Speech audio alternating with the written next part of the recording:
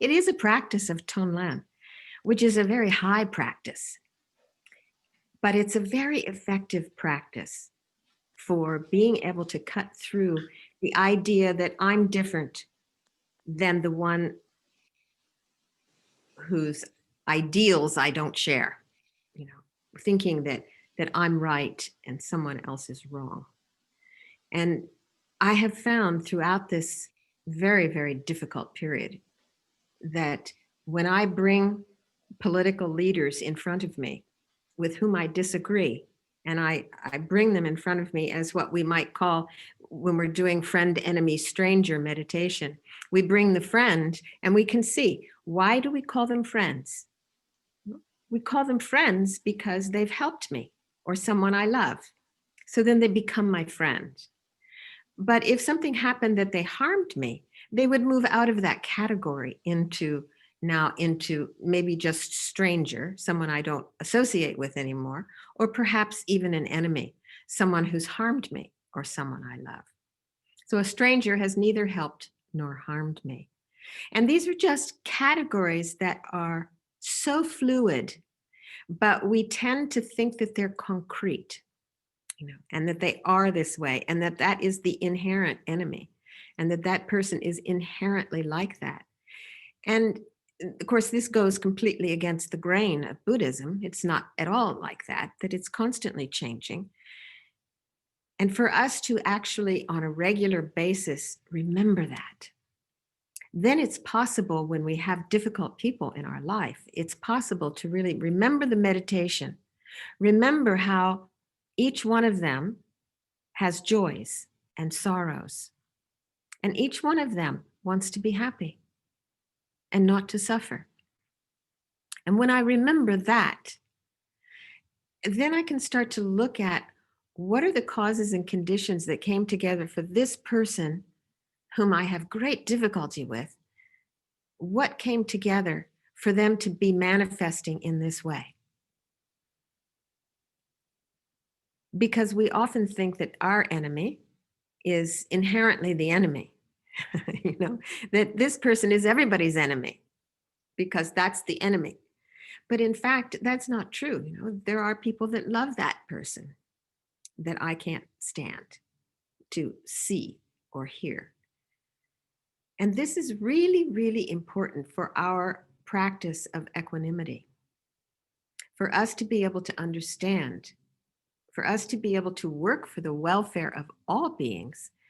We have to work for the welfare of those with whom we disagree as well. They're just like us, longing for happiness and freedom from suffering. So rather than having a hateful attitude toward them, which they don't know that I have a hateful attitude. It doesn't harm them from their side. It's harming me. When I have a hateful attitude, it's harming me. I'm the one, it's my mind that's upset when I see someone as an enemy. My mind is the one that suffers. So the Buddhist practice, no matter which one it is, if we look carefully at them, each one is designed to bring us to a state of peace. This is the definition of happiness, right? Happiness, a state of well-being, contentment, a state of well-being, to feel well, to be content. And then contentment is ease of mind, satisfaction. So these are qualities that allow us to be present with what is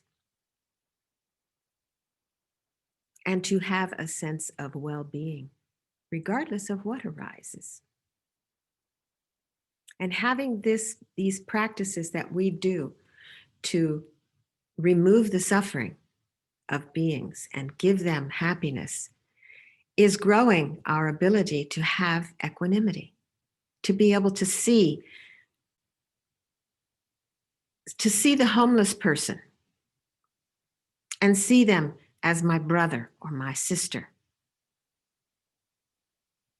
not as a stranger.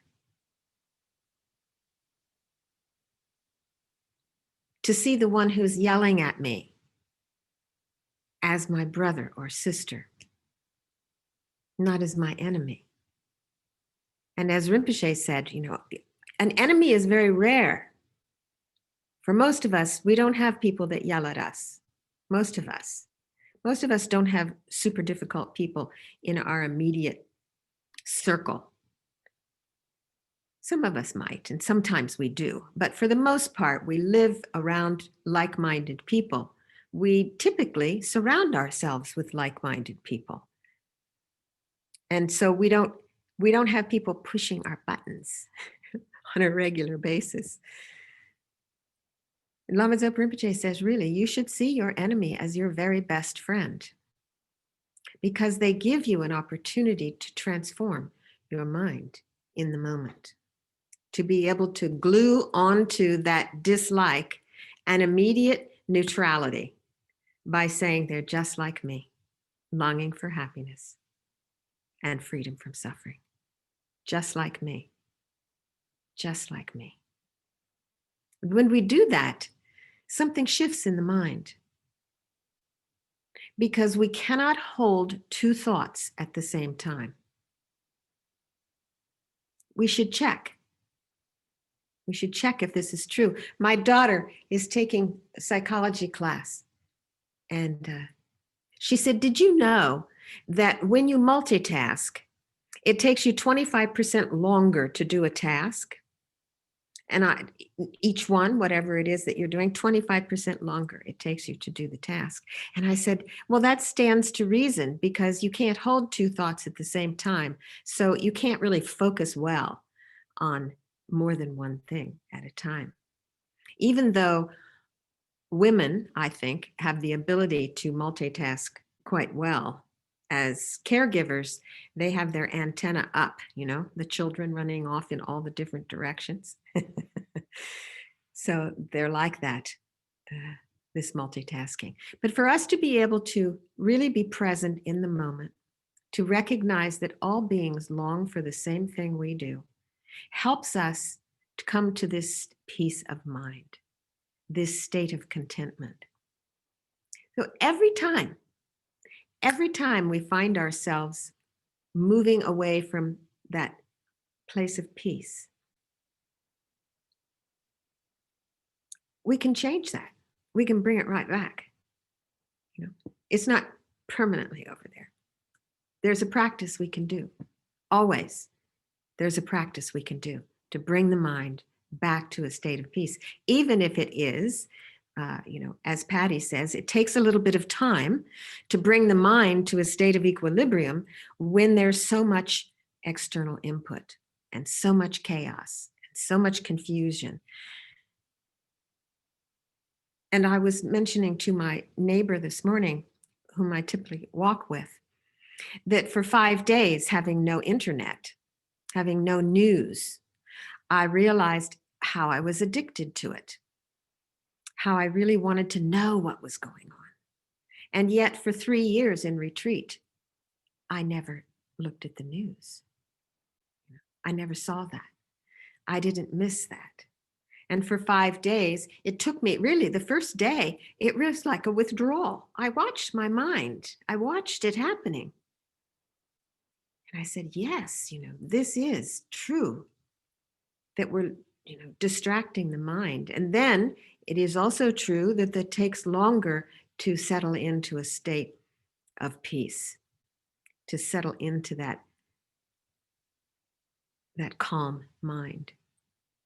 But it's possible when we've tasted it, we know we can get there. We know we can through the power of doing the practice. But it requires more determination from the front end, saying, now, for the next 20 minutes, I will not allow my mind to go off on its side trips, wherever it wants to run. And then each time, bringing it back gently. Gently. I can't stress that enough, not to ever beat yourself up when you're meditating, saying, oh, you can't do this. You just look at you doing that again. There you go. You always do that. You'll never be able to get it. That's just, no, don't do that. Just recognize, oh, right. It's the breath. Coming back to the breath. Thank you. Thank yourself for coming back. Be grateful that you came back. And that's what practice is. Practice is attending to the object, losing the object, recognizing you've lost the object, and gently returning to the object and rejoicing that you've returned. This is practice. This is meditation. The word meditation, the word meditation in Tibetan, gom, Gom, to become familiar is how it's really translated, to become familiar. So we are becoming familiar with the nature of our mind. What is going on here? How do I create my world? Where do thoughts come from? Who's the thinker?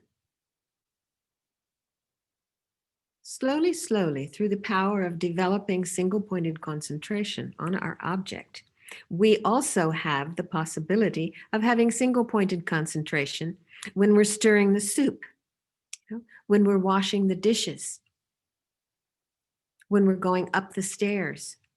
And upon all of those actions, we can be practicing Dharma. We can glue on a practice. You're going up the stairs. I'm leading all the sentient beings to enlightenment. You close the door, closing the door to samsara. You're washing the dishes. I'm eliminating all of the obstacles to all sentient beings, and especially whatever it is that we're chewing on in the moment. Washing that one away. There are numberless ways that you can use your everyday activity to glue some Dharma practice onto it and keep familiarizing yourself with practice. And that's exactly what it is. It's practice. It's becoming familiar. It's meditating, becoming familiar. So that's what we do. And when we come here every week, sometimes we're more inspired than others. Sometimes we settle deeply into our meditation, and sometimes we're on the surface thinking about what's coming next. That's okay. That's practice. That's okay. That's exactly what it is. It's practice. We get a chance to see, and we can also see what is it that influences, that drags us away? What pulls us out of our meditation? What is conducive to having a more peaceful and calm mind? And what stirs us up? So it's a matter of looking. It's a matter of becoming familiar over and over and over again. We do it again and again and again. And we become more and more and more familiar with the nature of our mind. And more, we begin to extend the period of time between the thoughts. More and more, beginning to recognize. We get to recognize that state of peace, that deep state of peace that we experience, we taste from time to time. If we recognize that and we get the feeling of that, it's a sensation, that state of deep peace. There is a sensation that arises when we are in a state of deep meditation. There is a very grounded sensation of peace. And the body sort of disappears. We're not concentrating on the body. We don't really feel the body anymore, but there is a state of deep peace that arises there. So being able to recognize the sensation in body and mind when we are more subdued, recognizing that, and then recognizing the difference when we are grasping, spinning a story, when we've been hooked and we're writing the email in our meditation, when we've been hooked, something, we've seen something and we've been hooked and we see. So then at that point, when you catch yourself, at that point, look and notice your body. Notice if you have tension, notice when you come back that there is a letting go. There is a sensation in the body when you come back and let go. There is a sensation. And I think you will find that it is more pleasant to be present,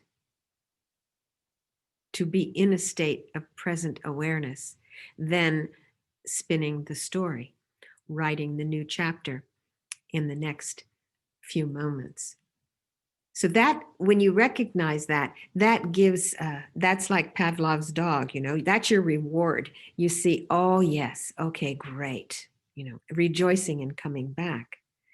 And that makes you want to come back and stay longer instead of allowing the mind to go on its trip, which it loves to do. Take a little trip. Okay. So maybe what we'll do is we'll settle into some single pointed concentration, and we'll sit for a bit, and then we'll do our prayers, and then we will engage in this Tonlan meditation, which grows our ability to see all beings as just like me. And then we can go further and say, they're kind. All beings are kind. So we have this, we grow our love for all beings through the power of this practice. Okay? So let's just think that I'm doing this not just for myself, but for all these beings who are just like me, longing for happiness and freedom from suffering. So find your meditation seat, please. Settle in.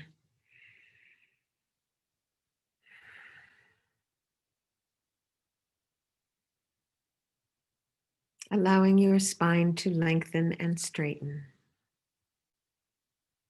to its natural extension.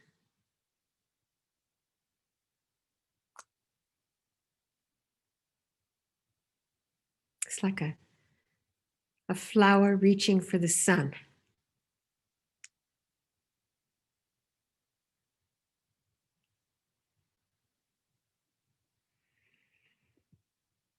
And then to facilitate this state of relaxation that's so conducive to settling into the present moment, I invite you to bring your awareness to the crown of your head.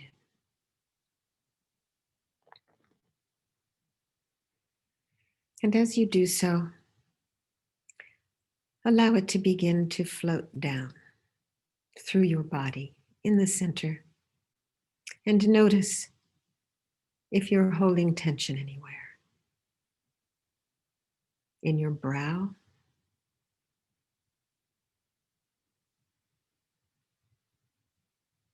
your jaw, allowing your facial muscles to succumb to gravity.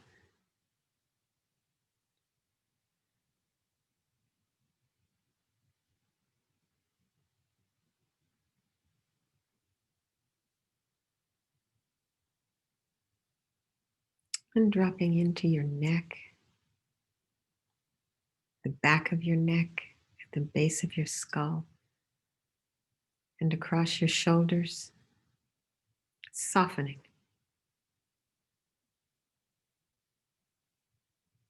releasing.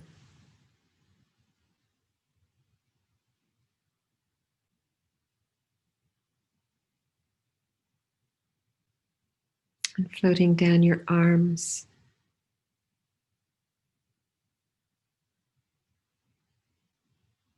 all the way to the tips of your fingers.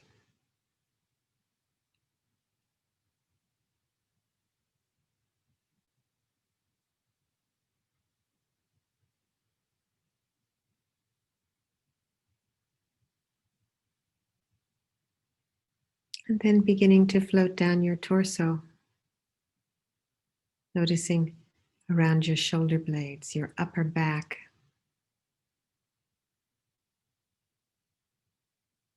breathing into the tension and letting it go.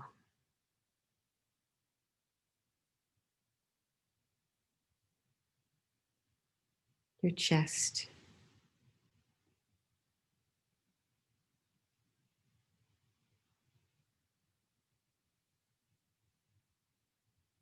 the small of your back,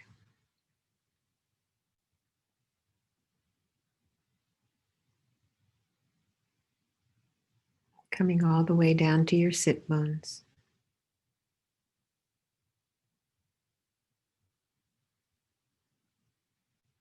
Allowing your belly to be soft,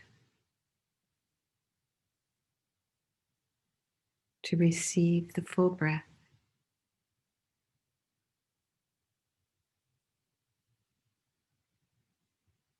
Releasing memories, concerns over the past.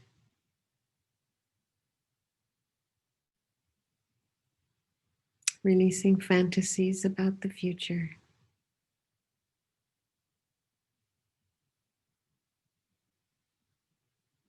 Settling right down to the ground.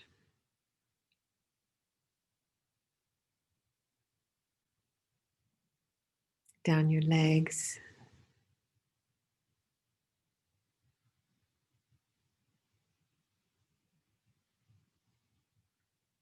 All the way to the soles of your feet and the tips of your toes.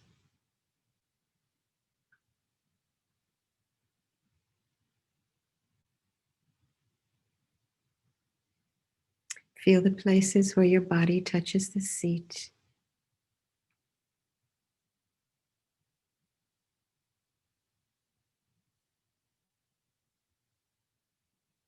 Feeling a sense of being grounded, safe,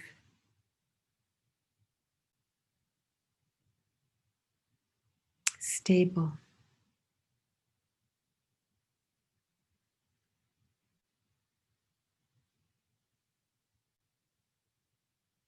Well held in the arms of Mother Earth. How wonderful.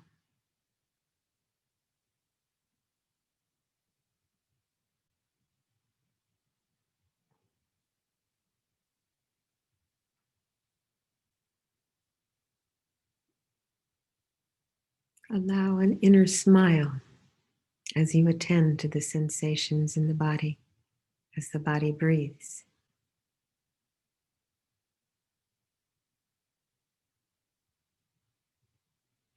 Noticing the harmony between stillness and movement as the belly rises and falls.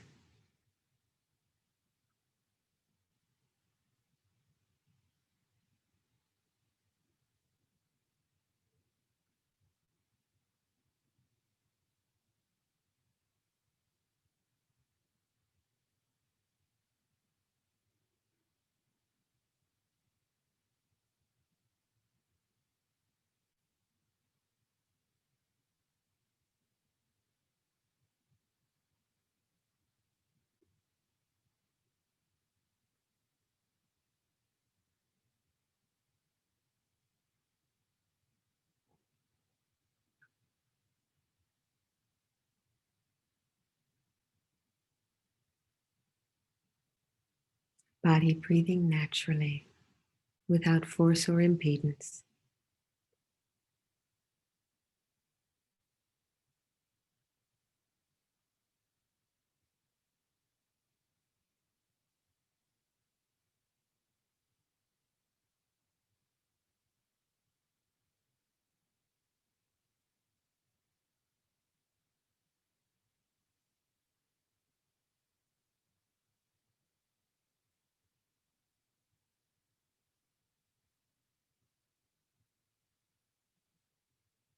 Then I invite you to turn your awareness to a single point where the breath manifests most distinctly for you, perhaps at the nostrils.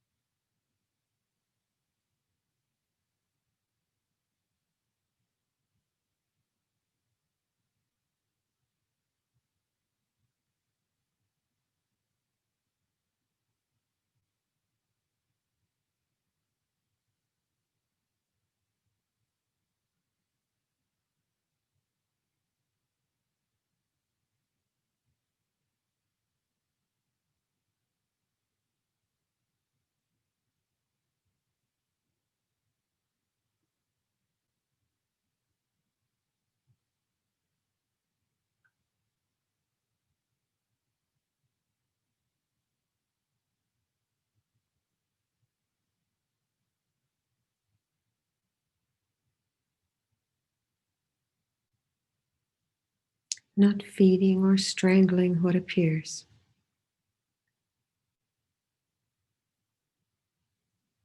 Just attending to the breath. How wonderful.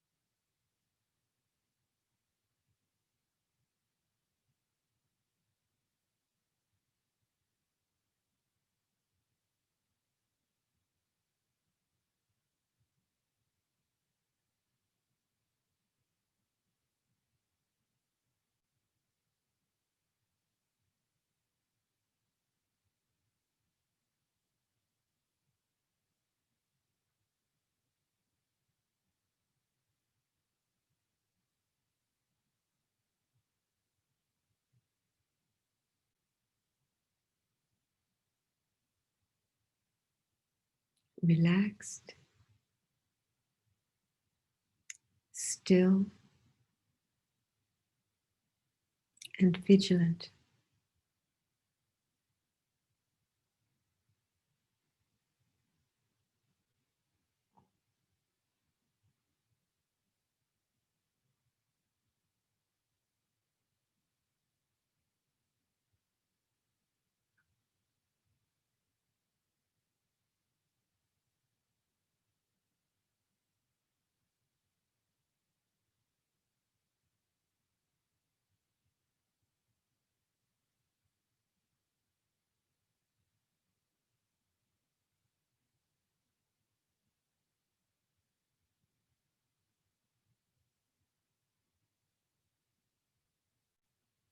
Then recalling our longing to be of benefit to all beings.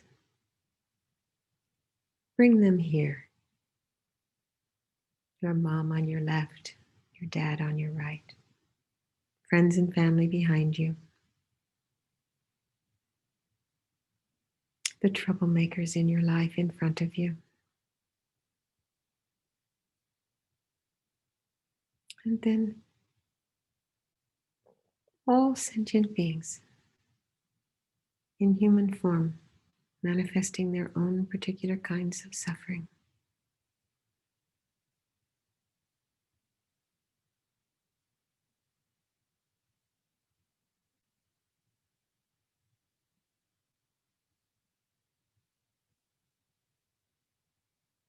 And in the center appears your Lama,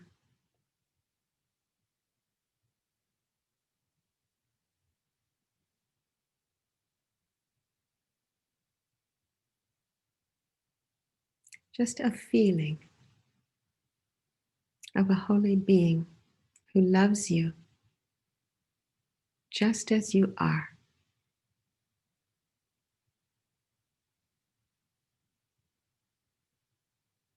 And who longs to help you,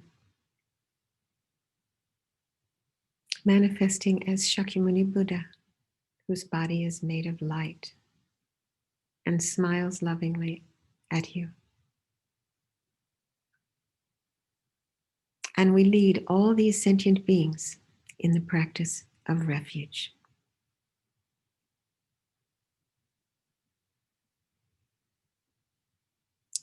I go for refuge until enlightenment to the Buddha, Dharma, and Sangha. By my virtuous actions of giving and so on, may I become a Buddha to benefit all beings. I go for refuge until enlightenment to the mind of enlightenment, to seeing emptiness directly, and to the Arya beings who have. May I become a Buddha to benefit all beings. I go for refuge until enlightenment, with confidence in the knowledge that the nature of my own mind is wisdom, its expression is clarity, and its compassion is all pervasive. May I become a Buddha to benefit all beings. May all beings abide in equanimity, free of attachment and aversion. May all beings have happiness and the causes of happiness. May all beings be free of suffering and the causes of suffering. May all beings find good rebirths and the bliss of liberation. I will help us to have these. Please, Guru Buddha, bless me to be able to do this. Now, gazing into the eyes of our loving Lama, we make this request. Oh, magnificent and precious root Guru, please abide on the lotus and moon seat above my head. Guide me with your great kindness and grant me realizations of your holy body, speech, and mind.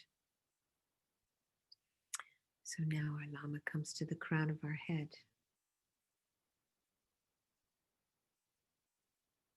Above the crown. And then as we recite this request for blessings, we see beams of light and nectar flowing down through our Lama's body, entering our crown, and filling us with all of these realizations on the path to enlightenment. May I be inspired by Guru devotion, uplifted by the preciousness of this human life, shed the fetters of attachment and aversion through a knowledge of impermanence.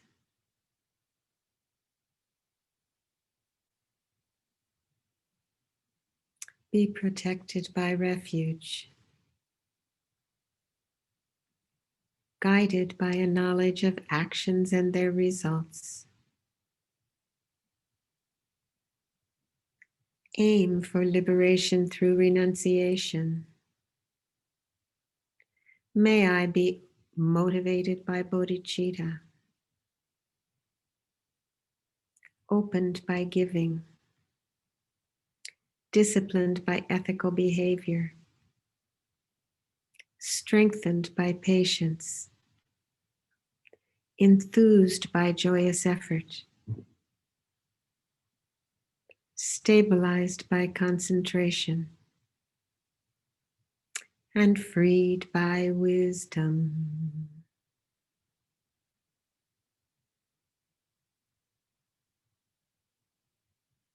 We experience our body being filled with this beautiful, warm light of love and wisdom.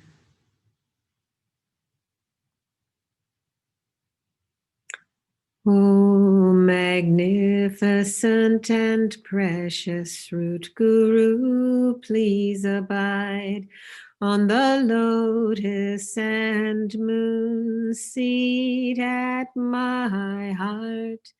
Guide me with your great kindness and stay with me always until I attain enlightenment.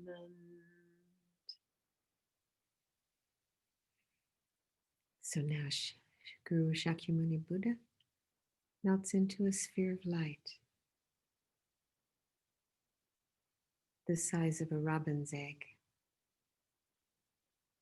which enters through our crown and begins to descend down through the center of our body, coming to rest at our heart center, this small sphere of warm light whose nature is love.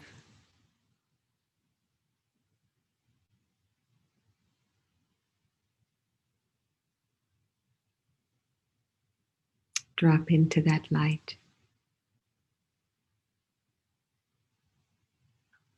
And as you inhale, allow that light to grow, to sparkle, to become energized.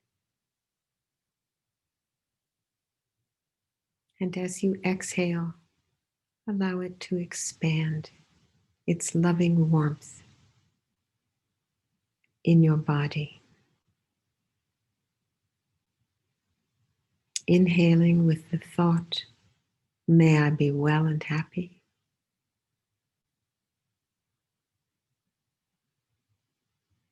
And exhaling with the thought, may I actualize my full potential.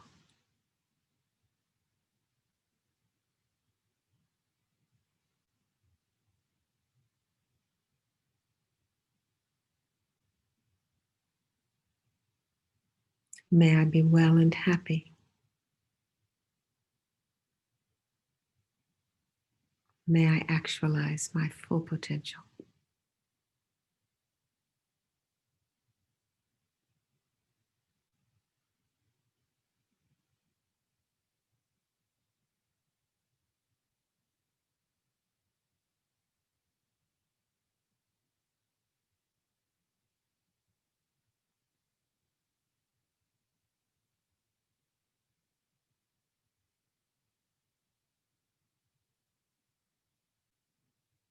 This light of love expands to fill our whole body.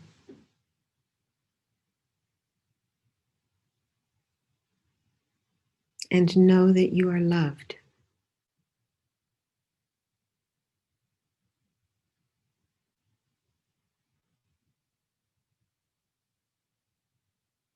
And it is your nature to love.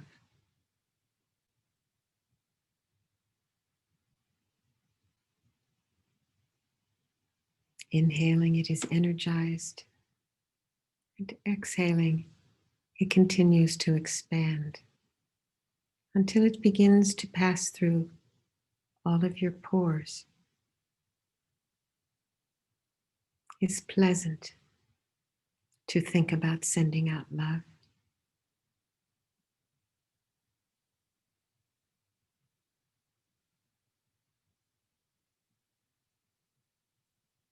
And bring into your mind's eye those who are close to you, your friends and family. And perhaps there's some that need some extra love now. So as we say, may you be well and happy. May you actualize your full potential. As we inhale, take away the problems. And as we exhale, give them everything they need.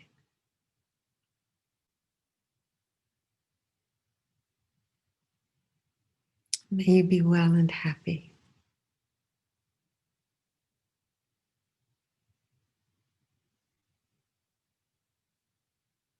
May you fulfill your full potential.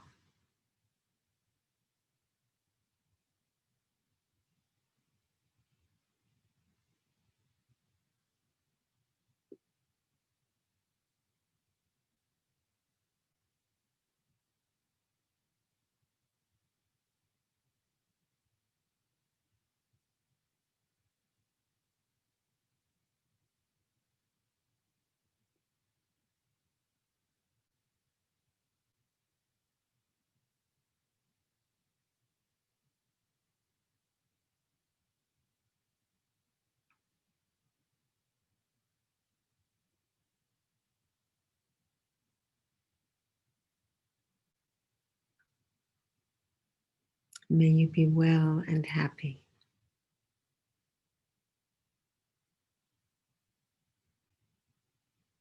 May you actualize your full potential. See this being received and their joy as all problems are removed and all goodness received.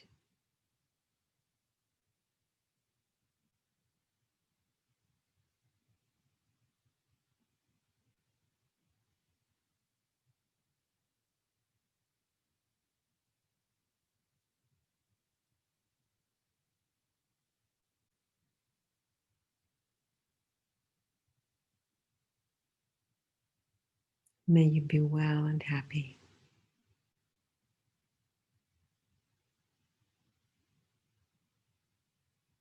May you actualize your full potential.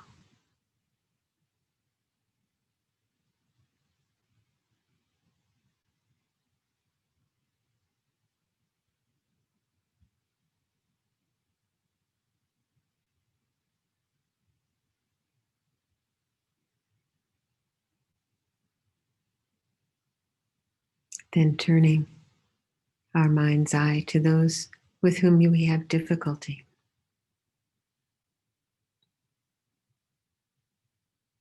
Knowing that they're just like me, wishing for happiness and not wishing even the slightest of sufferings. But they are tied by the strong bonds of karma that are so hard to undo.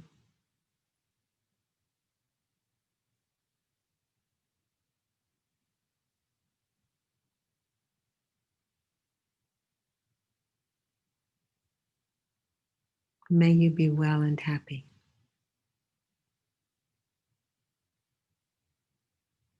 May you actualize your full potential.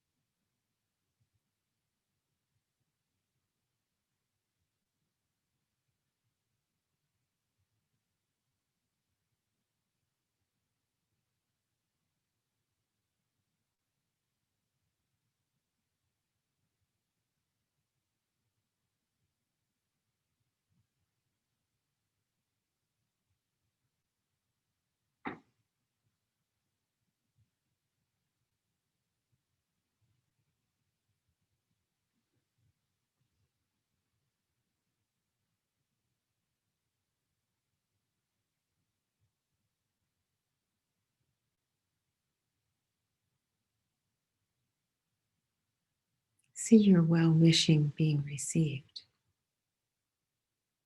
and the transformation that occurs when their self-grasping egoism is removed, energizing your own love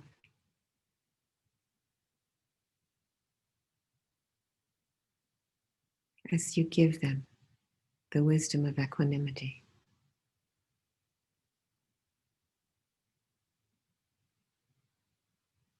May you be well and happy. May you actualize your full potential.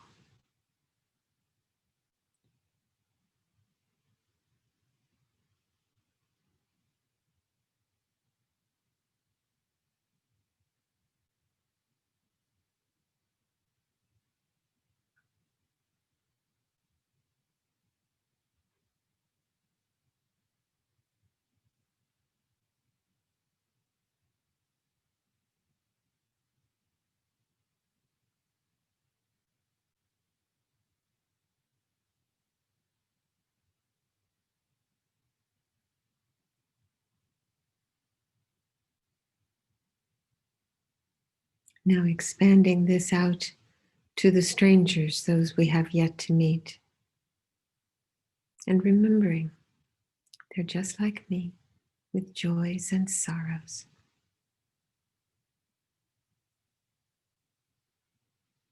With dreams and hopes.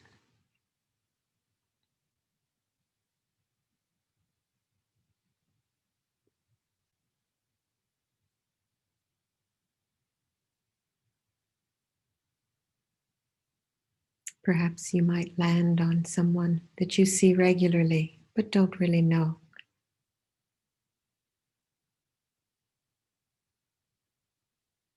the shopkeepers, the bankers, people you pass on the street. May you be well and happy. May you actualize your full potential.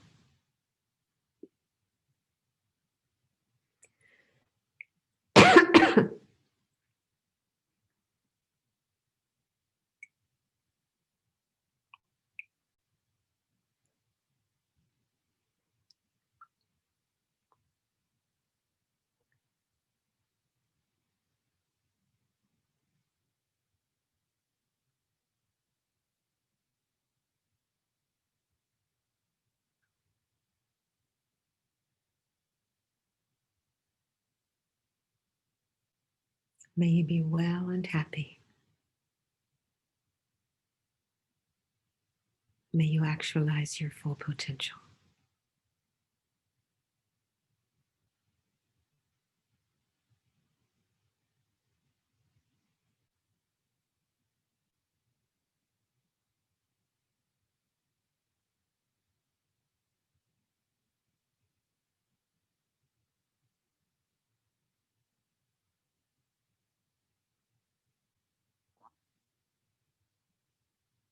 As we inhale, the light intensifies.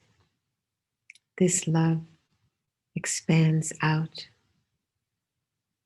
to fill the infinitude of space. And think, may we all be well and happy.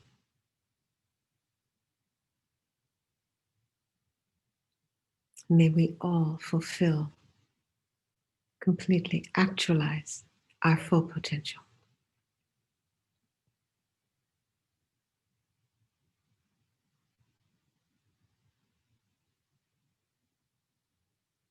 And we imagine the whole world filled with joy.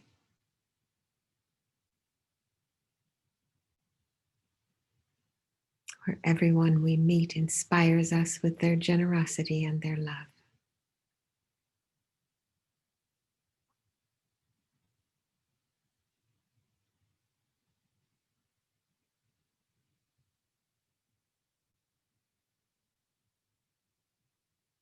And then gradually, like breath on a mirror, this light begins to contract back.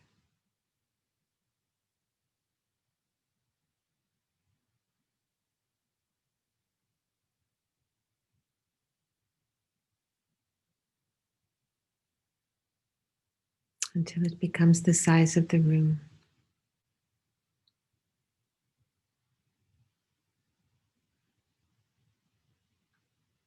And then the size of your body.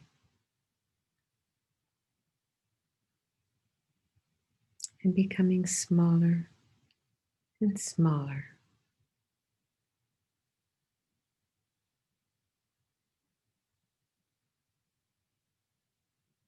Until it is a very small, warm sphere of light that is the nature of love that rests, always available at your heart center.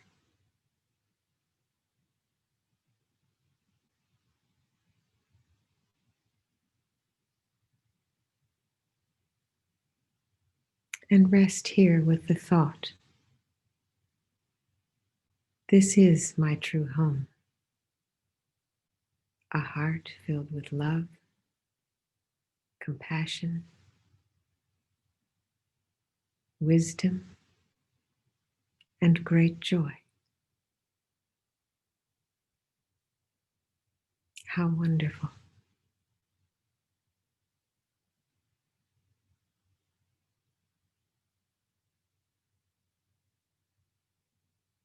Rejoice in that.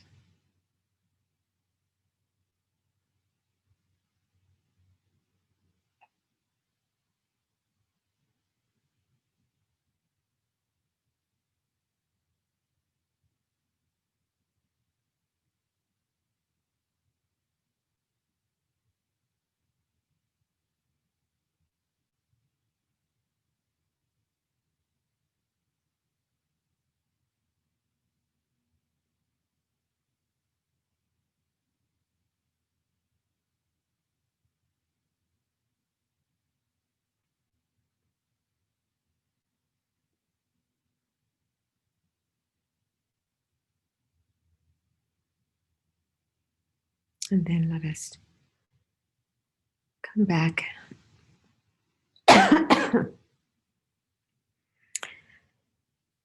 and dedicate this energy, which is so wonderful, to have a loving, kind heart. There is no better place to live than in a heart filled with love. By merit of this virtue, may I become Buddha and lead all beings everyone into that enlightened state. May the precious Bodhi mind not yet born arise and grow, and may that born not decline, but increase more and more. May all beings everywhere, plagued by sufferings of body and mind, find an ocean of happiness and joy by virtue of my merit. May no living creature suffer, commit evil, or ever fall ill. May no one be afraid or belittled with a mind weighed down by depression. May the blind see forms, the deaf hear sounds. May those whose bodies are worn with toil be restored on finding repose. May the naked find clothing, the hungry find food. May the thirsty find water and delicious drinks. May the poor find wealth, those weak with sorrow find joy. May the forlorn find hope, constant happiness and prosperity. May there be timely rains and bountiful harvests. May all medicines be effective and wholesome prayers bear fruit. May all who are sick and ill quickly be freed from their ailments. Whatever diseases there are in the world, may they never occur again. May the frightened cease to be afraid, and those bound be freed. May the powerless find power, and may people think of benefiting each other. As long as space remains, as long as sentient beings remain, there too may I remain to dispel the misery of the world. So let's also dedicate, please, to the long lives of all of our holy lamas and to all those on our prayer lists, anyone in your life who needs some special attention now, anyone who's passed away. To make a dedication that the world might heal from its political unrest and from the pandemic, from social unrest. May we live in a world of enlightened politics where people think of benefiting each other.